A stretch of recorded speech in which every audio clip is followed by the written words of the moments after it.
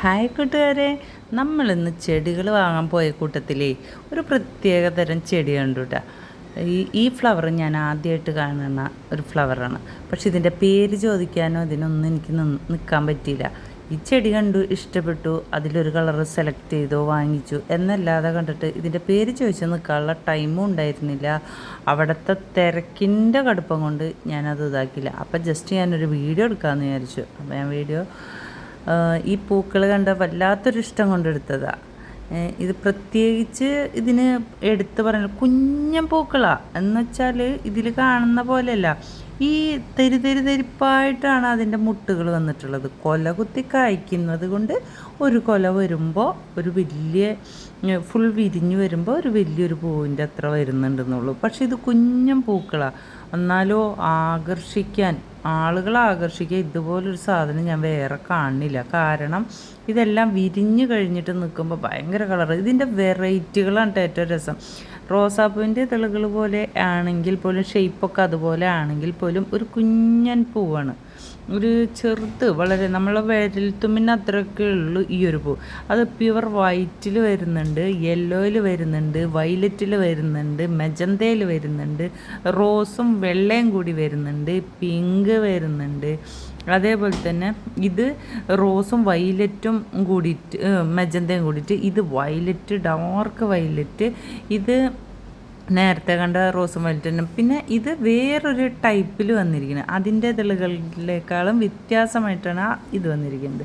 പിന്നെ നമുക്ക് പ്യുവർ വൈറ്റിൽ വരുന്നുണ്ട്, കണ്ടോ, വെള്ള കളറിൽ താമരയുടെ ഷേപ്പൊക്കെ എന്ന് തോന്നും. പക്ഷെ അതല്ല കേട്ടോ, ഒരു കുഞ്ഞു പൂവാണ്. ഞാൻ പ്രത്യേകം പറയുന്നത് അത്ര ചെറുതാണ്. വീഡിയോ എടുത്തപ്പോൾ നമുക്ക് വലുതായി കിട്ടണമെന്നുള്ളൂ.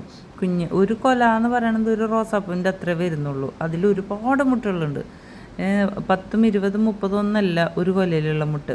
ഇപ്പം ഇതിൻ്റെ ഇലയൊക്കെ കാണുമ്പോൾ അതുപോലെ 2 കളറുള്ളതും കേട്ടോ. ഇത് കണ്ടോ, ഇതൊക്കെ വിരിഞ്ഞ് കഴിയുമ്പോൾ 2 കളറായിട്ടാണ് വരുന്നത്.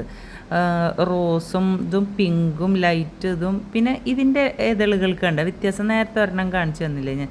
ഇതിൻ്റെ ഇതളുകൾക്ക് ഇങ്ങനെ ഒരു വ്യത്യാസമുണ്ട് കേട്ടോ.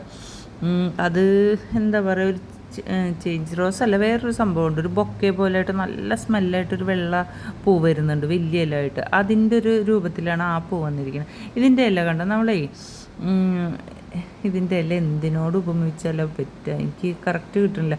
ഇല മുളച്ചി എന്ന് പറയുന്ന ഒരു സാധനം അറിയായിരിക്കും അല്ലേ?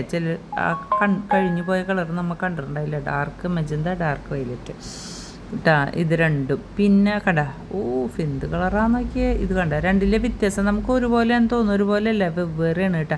ഇതിൻ്റെ തന്നെ യെല്ലോ കളറിലുള്ള മുട്ടുകൾ വിരിയാത്തതാണ്. അവിടെ വിരിഞ്ഞതാണ് ഞാൻ കാണിച്ചു തന്നിരിക്കുന്നത്. ഇത് മുട്ട് വിരിഞ്ഞില്ലെങ്കിലും അകലേന്ന് കാണുമ്പോൾ ഈ മുട്ടോട് കൂടി നിൽക്കണ കാണുമ്പോൾ നല്ല രസമുണ്ട്. വിരിഞ്ഞു കഴിഞ്ഞാൽ പറയാൻ വേണ്ട ഭംഗി. ഇനി അതിനേക്കാൾ അപ്പുറം ഇത് നമ്മളുടെ എന്താ പറയുക, ഒലിവ് ഗ്രീനിലും ഉണ്ട് കേട്ടോ അതിൻ്റെ പൂക്കളുണ്ട്. ഈ സാധനം ഇലമുളച്ചില്ലേ, പണ്ടത്തെ ഇലമുളച്ചി, അതിൻ്റെ ഒരു ഷേപ്പിലാണ് ഇതിൻ്റെ ഇലയും ഇതുകളും നിൽക്കുന്നത്. ഇത് ഒരു തൈക്ക് തന്നെ നല്ലൊരു എമൗണ്ട് വരുന്നുണ്ട്. കുറേ ദിവസം ഇതിൻ്റെ പൂക്കൾ നിൽക്കും എന്നുള്ളതാണ് ഏറ്റവും വലിയ പ്രത്യേകത. അപ്പോൾ ഈ വീഡിയോ നിങ്ങൾക്ക് ഇഷ്ടപ്പെട്ടെങ്കിൽ ലൈക്ക് ചെയ്യുക, കമൻറ്റ് ചെയ്യുക, സബ്സ്ക്രൈബ് ചെയ്യുക.